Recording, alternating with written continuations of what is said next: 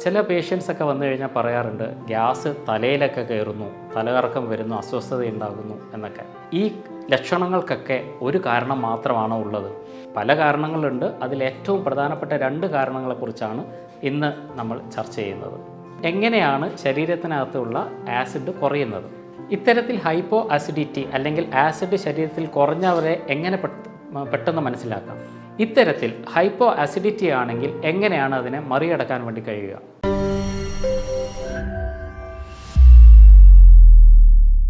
Hi, ഞാൻ doctor Shimji, CMO Prakriti Saukhyam, Kanhangad.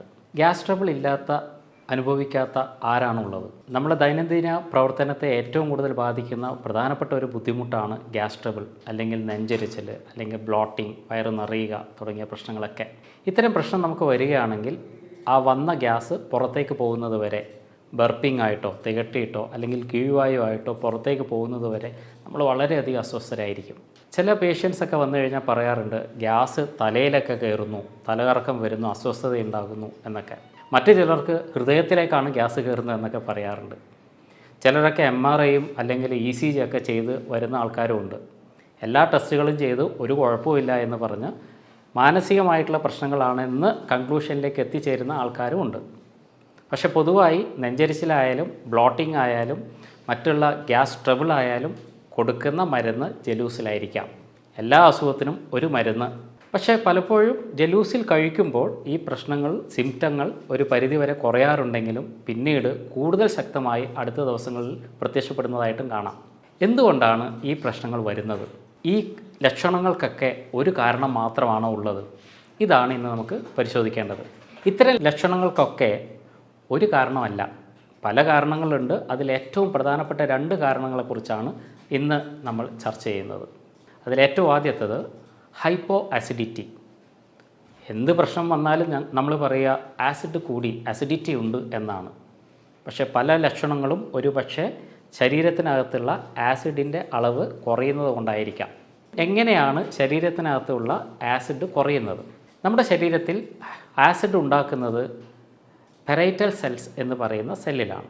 ഈ parietal സെൽസിന് ഏതെങ്കിലും തരത്തിലുള്ള ഇൻഫ്ലമേഷൻ വരികയാണെങ്കിൽ ആസിഡിൻ്റെ സെക്രീഷൻ ഉണ്ടാകില്ല. ഇത്തരത്തിൽ ആസിഡിൻ്റെ നിർമ്മാണം തടസ്സപ്പെടുത്തുമ്പോഴാണ് പലപ്പോഴും പലർക്കും ഈ പറയുന്ന അസ്വസ്ഥതകൾ ഉണ്ടാകാറുള്ളത്. എന്തുകൊണ്ടാണ് ഇത്തരം പെരൈറ്റൽ സെൽ ഡാമേജ് അല്ലെങ്കിൽ ബ്ലോക്കേജ് ഉണ്ടാകുന്നത്? ശരിയായ ഒരു കാഴ്ചപ്പാട് അതിൽ വരുന്നത് എച്ച് പൈലോറി എന്ന് പറയുന്ന ബാക്ടീരിയയുടെ അളവ് വരുന്ന വ്യത്യാസമാണ്. എച്ച് പൈലോറി ശരീരത്തിനകത്തുള്ള ആസിഡിൻ്റെ അളവ് കുറക്കാനും സഹായിക്കുന്ന ഒരു കാര്യമാണ്. ഇത് മുൻപേ തന്നെ ഹെൽത്ത് മേഖലയിൽ ചർച്ച ചെയ്യപ്പെട്ടുകൊണ്ടിരിക്കുന്ന ഒരു വസ്തുതയുമാണ്. റീസെൻ്റായിട്ട് നമ്മൾ മനസ്സിലാക്കിയ വേറൊരു കാര്യം കൂടിയുണ്ട്. പലപ്പോഴും ഹൈപ്പോ ആസിഡിറ്റി അല്ലെങ്കിൽ ആസിഡ് കുറയുക എന്ന് പറയുന്ന കണ്ടീഷൻ അസോസിയേറ്റ് ചെയ്ത് വരുന്നത് തൈറോയ്ഡ് ആൻറ്റിബോഡിയുമായിട്ടാണ്. ശരീരത്തിൽ തൈറോയ്ഡ് ആൻറ്റിബോഡി റിയാക്ഷൻ ഉള്ളവർക്ക് ഹൈപ്പോ ആസിഡിറ്റി അല്ലെങ്കിൽ ആസിഡിൻ്റെ സെക്രീഷൻ കുറഞ്ഞു വരുന്നതായിട്ട് ക്ലിനിക്കൽ റിസർച്ചസിൽ വ്യക്തമായിട്ടുണ്ട്. അപ്പോൾ ശരീരത്തിനകത്ത് വരുന്ന ആൻറ്റിബോഡീസ്, തൈറോയ്ഡ് ആൻറ്റിബോഡീസ് കൊണ്ടും ശരീരത്തിനകത്തുള്ള ഹൈഡ്രോക്ലോറിക് ആസിഡിൻ്റെ അളവ് കുറയാം. ഇത്തരത്തിൽ ഹൈപ്പോ ആസിഡിറ്റി അല്ലെങ്കിൽ ആസിഡ് ശരീരത്തിൽ കുറഞ്ഞവരെ എങ്ങനെ പെട്ടെന്ന് മനസ്സിലാക്കാം? ഭക്ഷണം കഴിച്ച് ആദ്യം പ്രശ്നമൊന്നും ഇല്ലെങ്കിലും ഒരു 20-25 മിനിറ്റൊക്കെ കഴിയുമ്പോഴായിരിക്കും ഇവർക്കുള്ള അസ്വസ്ഥതകൾ വർദ്ധിക്കുക. ഇത്തരത്തിൽ ഭക്ഷണം കഴിച്ച് ഒരു 20 മിനിറ്റിന് ശേഷമാണ് നിങ്ങളുടെ അസ്വസ്ഥതകൾ വരുന്നതെങ്കിൽ അത് ഹൈപ്പോ ആസിഡിറ്റി ആവാനുള്ള സാധ്യതയാണ് കൂടുതൽ. നമുക്കെങ്ങനെ ഹൈപ്പർ ആസിഡിറ്റി ആണോ അതെങ്കിൽ ആസിഡ് കൂടിയത് കൊണ്ടാണോ അല്ലെങ്കിൽ ആസിഡ് കുറഞ്ഞത് കൊണ്ടാണോ പ്രശ്നം ഉണ്ടാകുന്നതെന്ന് മനസ്സിലാക്കുന്നത് എന്താണ് അതിൻ്റെ ടെസ്റ്റ്? ബേക്കിംഗ് സോഡ ടെസ്റ്റ് ചെയ്യുക വഴി നിങ്ങൾക്കുള്ളത് ഹൈപ്പോ ആസിഡിറ്റി ആണോ എന്ന് നിങ്ങൾക്ക് തിരിച്ചറിയാം. ഇതിൽ ചെയ്യേണ്ടത് 1/4 ടീസ്പൂൺ ബേക്കിംഗ് സോഡ എടുക്കുക, 100 ml വെള്ളത്തിലേക്ക് ഇത് മിക്സ് ചെയ്യുക. അത് കലക്കി കുടിച്ചതിന് ശേഷം സ്റ്റോപ്പ് വാച്ച് ഓൺ ചെയ്യുക. 4 മിനിറ്റിനകം നിങ്ങൾക്ക് ബർപ്പിംഗ് അല്ലെങ്കിൽ ഗ്യാസ് പുറത്തേക്ക് വരുന്നുണ്ടെങ്കിൽ നിങ്ങളുടെ ആസിഡ് നോർമലാണ്. കാരണം ബേക്കിംഗ് സോഡയിലുള്ള ചില കെമിക്കൽസ് സ്റ്റൊമക്ക് ആസിഡുമായി ചേർന്ന് പ്രവർത്തിക്കുന്നതിൻ്റെ ഫലമായിട്ടാണ് ബർപ്പിംഗ് അല്ലെങ്കിൽ പുറത്തേക്ക് ഗ്യാസ് വരുന്നത്. പക്ഷേ നിങ്ങൾക്ക് ആ സമയത്ത് വയറിനകത്ത് ആസിഡിറ്റി ഇല്ലെങ്കിലോ, പ്രോപ്പറായിട്ട് ആസിഡ് ഇല്ലെങ്കിൽ ഈ ബർപ്പിംഗ് വരില്ല, തികട്ടലുണ്ടാകില്ല. 4 മിനിറ്റിനകവും ഈ തികട്ടൽ വന്നില്ലെങ്കിൽ ഒരു പക്ഷേ നിങ്ങൾക്ക് ഹൈപ്പോ അസിഡിറ്റി എന്ന കണ്ടീഷനായിരിക്കാം ഉള്ളത്. ഇത്തരത്തിൽ ഹൈപ്പോ അസിഡിറ്റി ആണെങ്കിൽ എങ്ങനെയാണ് അതിനെ മറികടക്കാൻ വേണ്ടി കഴിയുക?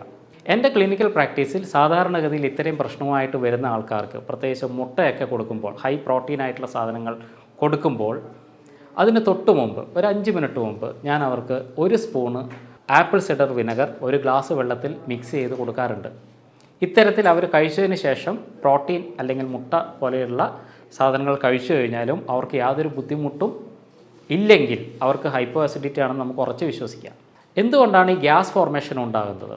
നമുക്കൊക്കെ അറിയുന്ന പോലെ ശരീരത്തിനകത്ത് കയറുന്ന ഭക്ഷണ വസ്തുക്കളിലെ പ്രോട്ടീൻ, മാംസ്യം, ഈ മാംസ്യത്തിൻ്റെ ശരിയായ ഡൈജഷന് ശരീരത്തിനകത്തുള്ള ആസിഡുകൾ അത്യാവശ്യമാണ്. ഹൈപ്പോ അസിഡിറ്റി ആയാൽ അല്ലെങ്കിൽ ആസിഡ് ശരിയായ രീതിയിൽ ശരീരത്തിനകത്ത് ഇല്ലെങ്കിൽ ഇത്തരത്തിൽ അകത്തേക്ക് പോകുന്ന പ്രോട്ടീനുകളുടെ ദഹനം സാധ്യമാകില്ല. ഇവ അകത്ത് കിടന്ന് ഫെർമെൻറ്റഡ് ആവുകയും അതിൻ്റെ ഫലമായിട്ടുണ്ടാകുന്ന ഗ്യാസ് ഫോർമേഷനുമാണ് നമ്മളെ ബുദ്ധിമുട്ടിലേക്ക് നയിക്കുന്നത്. അതുകൊണ്ട് തന്നെ ആപ്പിൾ സിഡർ വിനെഗർ പോലെയുള്ള കാര്യങ്ങൾ, ആസിഡ് ക്യാരക്ടറുള്ള വസ്തുക്കൾ നമ്മുടെ ശരീരത്തിനകത്തുള്ള ഇത്തരം പ്രശ്നങ്ങളെ കുറക്കാൻ വേണ്ടി സഹായിക്കും. ആപ്പിൾ സിഡർ വിനെഗർ പോലെ നമുക്ക് ഉപയോഗിക്കാൻ പറ്റുന്ന മറ്റൊരു കാര്യമാണ് ലെമൺ കോൺസെൻട്രേറ്റ്സ്, അല്ലെങ്കിൽ ലെമൺ അടങ്ങിയ നാരങ്ങ അടങ്ങിയ കോൺസെൻട്രേറ്റുകൾ. അതേപോലെ തന്നെ ജിഞ്ചർ, പ്രത്യേകിച്ച് ജിഞ്ചർ കൂടി ചേർത്തിട്ടുള്ള മോര്, ഇതൊക്കെ നമ്മളെ ഇത്തരത്തിലുള്ള പ്രശ്നങ്ങളിൽ നിന്ന് മറികടക്കാൻ വേണ്ടി സഹായിക്കുന്നതാണ്. ഇപ്പോൾ നമ്മൾ ഡിസ്കസ് ചെയ്ത എല്ലാ ലക്ഷണങ്ങളും ഹൈപ്പർ അസിഡിറ്റിയിലും കാണിക്കാം, ആസിഡ് വർദ്ധിച്ച അവസ്ഥയിലും കാണിക്കാം. എന്തുകൊണ്ടാണ് ഹൈപ്പർ അസിഡിറ്റി വരുന്നത്? നേരത്തെ നമ്മൾ ചർച്ച ചെയ്തതുപോലെ പെരൈറ്റൽ സെൽസാണ് ഈ ആസിഡിനെ സെക്രീറ്റ് ചെയ്യുന്നത്. പെരൈറ്റൽ സെൽസിലുണ്ടാകുന്ന ചില ട്രിഗേഴ്സ്, അതിനകത്ത് വരുന്ന ചില സ്റ്റിമുലേഷൻസ് ആണ് ഇത്തരത്തിലുള്ള ഓവറായിട്ടുള്ള ആസിഡ് സെക്രീഷന് ഇടവരുത്തുന്നത്. എന്തൊക്കെയാണ് പ്രധാനമായിട്ടും ഹൈപ്പർ അസിഡിറ്റിക്ക് കാരണമാകുന്ന കാര്യങ്ങൾ? അതിലേറ്റവും പ്രധാനം എച്ച് പൈലോറി തന്നെയാണ്. എച്ച് പൈലോറി ഈക്വലി ഹൈപ്പോ അസിഡിറ്റിക്കും ഹൈപ്പർ അസിഡിറ്റിക്കും കാരണക്കാരനാകുന്നു എന്നുള്ളതാണ്. അപ്പോൾ എച്ച് പൈലോറിയെ നിയന്ത്രിക്കുക എന്നുള്ളതും വളരെ പ്രധാനപ്പെട്ട ഒരു കാര്യമാണ്. ഇതേപോലെ തന്നെ കോർട്ടിസോൾ അല്ലെങ്കിൽ സ്ട്രെസ് ഹോർമോൺസ്, കോർട്ടിസോൾ പോലെയുള്ള സ്ട്രെസ് ഹോർമോൺസുകളും നമ്മുടെ ഹൈപ്പർ സെക്രീഷന് സാധ്യത ഉണ്ടാക്കുന്നു. അതുകൊണ്ട് ഹൈപ്പർ അസിഡിറ്റി ഉള്ളവർ സ്ട്രെസ് മാനേജ്മെൻറ്റ് ചെയ്യേണ്ടതും വളരെ വളരെ അത്യാവശ്യമുള്ള കാര്യം തന്നെയാണ്. ഇനി നിങ്ങൾക്ക് വന്നത് ഹൈപ്പർ അസിഡിറ്റി കൊണ്ടുള്ള പ്രശ്നങ്ങളാണെങ്കിൽ എങ്ങനെ അതിനെ മറികടക്കാം? എച്ച് പൈലോറിയെ നിയന്ത്രിക്കാനുള്ള ഏറ്റവും നല്ല മാർഗ്ഗങ്ങളിലൊന്ന് ബ്ലാക്ക് ക്യുമിൻ സീഡ്സ് അല്ലെങ്കിൽ കരിഞ്ജീരകമാണ്. കരിഞ്ജീരകം 1-2 സ്പൂണ് പൊടിച്ച് അതിനകത്ത് തേനിൽ ചാലിച്ച് കഴിക്കുന്നത്, 2 നേരമായി കഴിക്കുന്നത് എച്ച് പൈലോറിയെ നിയന്ത്രിക്കാൻ വളരെയധികം സഹായിക്കുന്നതാണ്. പ്രോബയോട്ടിക്സ് അടങ്ങിയ ഭക്ഷണങ്ങൾ കഴിക്കുക എന്നുള്ളതും ഇതിന് നല്ലൊരു പ്രതിവിധിയാണ്. അതേപോലെ തന്നെ നന്നാറി വേര് ചതച്ചിട്ട് തിളപ്പിക്കുന്ന വെള്ളം കുടിക്കാനായി ഉപയോഗിക്കുക. 1-2 ലിറ്റർ വെള്ളം തിളപ്പിച്ച് വെച്ച് നന്നാറി വെള്ളം കുടിച്ചുകൊണ്ടിരിക്കുന്നതും ഹൈപ്പർ അസിഡിറ്റിയെ കുറക്കാൻ വേണ്ടി വളരെയധികം സഹായിക്കുന്നതാണ്. ഈ സിംറ്റംസ് അല്ലാതെ തന്നെ ഹെമറ്റോളജിക്കലി രക്തത്തിൽ വരുന്ന വ്യത്യാസങ്ങളും പഠനവിധേയമാക്കാറുണ്ട്. CBC പോലെയുള്ള ജനറലായിട്ട് ചെയ്യുന്ന ടെസ്റ്റുകൾ, അല്ലെങ്കിൽ എൻഡോസ്കോപ്പി പോലെയുള്ള കാര്യങ്ങൾ, എച്ച് പൈലോറിയുടെ പ്രസൻസ് കണ്ടുപിടിക്കാനുള്ള